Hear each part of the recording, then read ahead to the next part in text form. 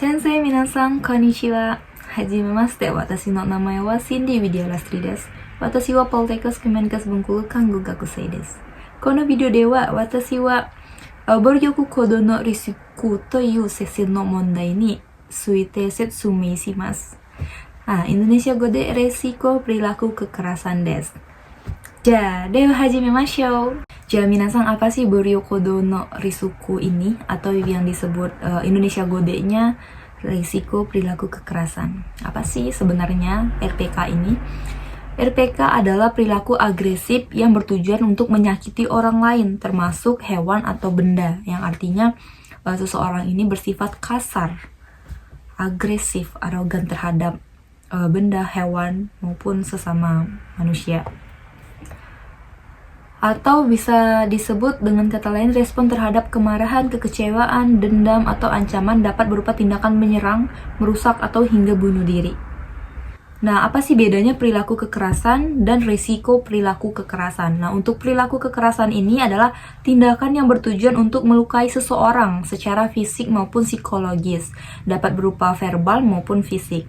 Sedangkan risiko perilaku kekerasan ini adalah potensi membahayakan diri sendiri maupun orang lain atau lingkungan, baik itu secara fisik, emosional, seksual, maupun verbal.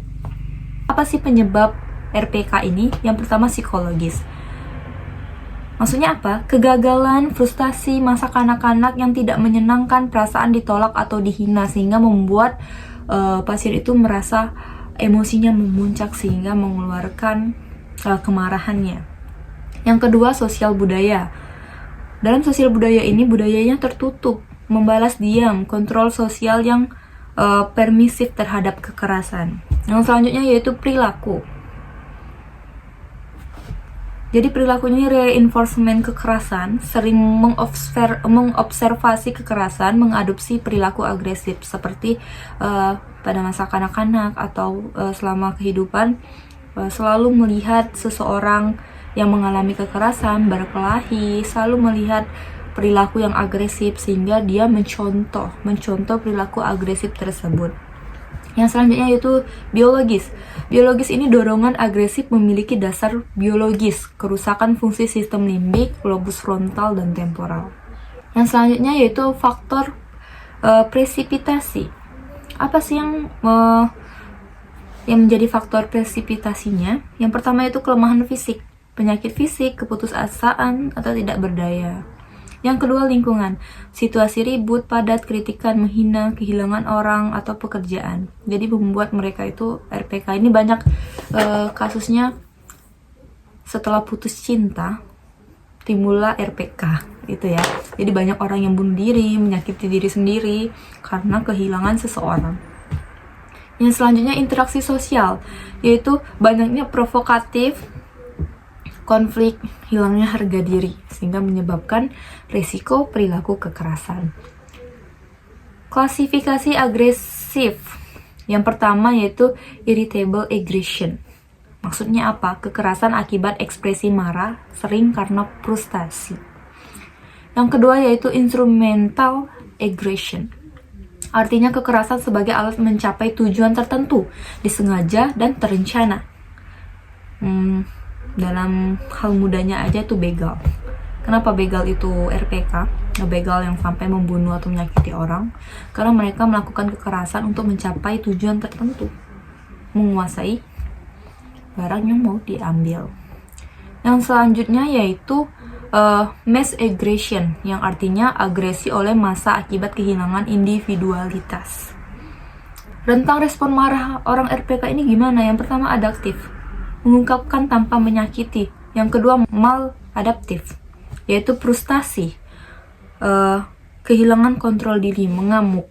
Jadi pengungkapan kemarahan yang konstruktif penting untuk kelegaan individu dan hubungan interpersonal. Selanjutnya yaitu tanda klinis dari perilaku kekerasan. Yang pertama yaitu muka merah, mata melotot, tangan sering mengepal, dan postur tubuh kaku seperti orang kayak marah. Kayak gini kan. Yang kedua yaitu perilakunya melempar, memukul, menyerang orang, melukai diri sendiri, atau merusak. Intelektualnya mendominasi cerewet, kasar, meremehkan, sarkas, sering sarkas terhadap seseorang gitu. Yang selanjutnya, untuk verbalnya bicaranya kasar, suaranya tinggi, mengancam, atau mengumpat orang gitu kan. Kalau untuk emosinya tidak stabil ya, terganggu. Jadi dia sering dendam sama orang, bermusuhan, mengamuk. Untuk sosialnya menarik diri, kadang mengasingkan diri, kadang menolak, atau mengejek orang gitu ya. Lalu penata laksanaan medisnya apa? Terapi medis. Terapi medisnya dapat dibaca ya di slide yang sudah Cindy buat. Ada chlorpromazine dan lain-lain. Tindakan keperawatannya apa? Tindakan untuk terapi lingkungannya aktivitas terencana, interaksi satu-satu. Maksudnya interaksi satu-satu ini adalah berinteraksi terhadap orang lain ya. Yang kedua yaitu terapi kelompok. Jadi di sini adalah sesi bersama untuk belajar coping dan keterampilan interpersonal. Selanjutnya terapi keluarga, memahami dinamika keluarga, restrukturisasi perilaku maladaptif. Yang terakhir yaitu terapi individu, mengkaji perasaan, sikap, cara pikir, dan perilaku. Kita masuk ke asuhan keperawatannya ya. Untuk asuhan keperawatan seperti biasa kita akan mengkaji terlebih dahulu mulai dari identitas, bla bla bla bla, dan masuk ke faktor presipitasi dan faktor predisposisinya. Jadi kita kaji apa sih yang menyebabkan si pasien ini mengalami RPK.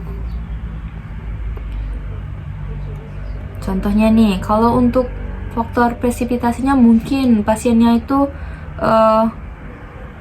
mengalami apa sih yang memicu terjadinya RPK, apa diejek atau sering dibully gitu kan. Kalau predisposisinya bisa terjadi kayak trauma mendadak, tekanan sosial, perilaku negatif itu bisa.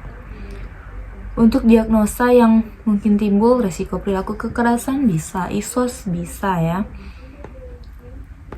Dan selanjutnya intervensinya itu mengkontrol diri. Tujuannya yaitu agar perilaku penyerangan menurun, perilaku merusak menurun, sifat agresifnya menurun gitu. Nah, adapun intervensinya yaitu strategi pelaksanaan 1 dan 2. SP1, bina hubungan dan bina hubungan saling percaya. SP2-nya latihan fisik lanjutan. Misalnya kita suruh lempar kasur, bukan lempar kasur ya, saling pukul bantal gitu. Jadi luapkan amarahnya semua di bantal. Jadi saling pukul bantal, pukul kasur, pukul bantal bisa. Strategi pelaksanaan 3, latihan sosial atau verbal, yaitu melatih pasien ini untuk berbincang-bincang gitu ya. SP5-nya kepatuhan minum obat agar tidak terjadi kekambuhan. Hai, これで暴力行動のリスクについて説明を終わります。見てくださってありがとうございます。じゃあ、バイバイ。